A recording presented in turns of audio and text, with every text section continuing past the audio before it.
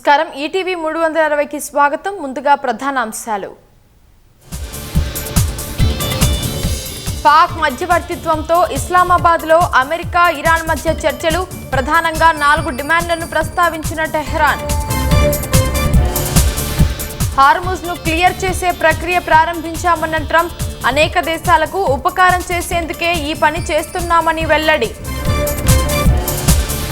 సంగారెడ్డి జిల్లా ఐలాపూర్లో ఆక్రమణలపై హైడ్రా ఉక్కుపాదం అనధికారిక భవనాల నేలమట్టం 15,000 కోట్ల విలువైన భూమికి రక్షణ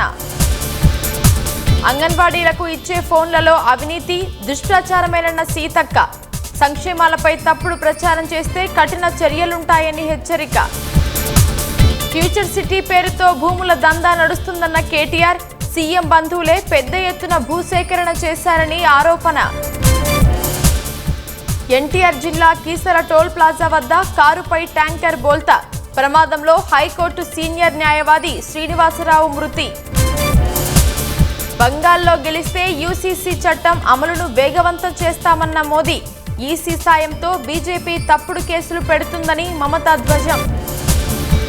సురక్షితంగా భూమిని చేరుకున్న ఆర్టెమిస్ 2 చంద్రుడిపై పరిశోధన అద్భుత ఫోటోలు తీసిన వ్యోమగాములు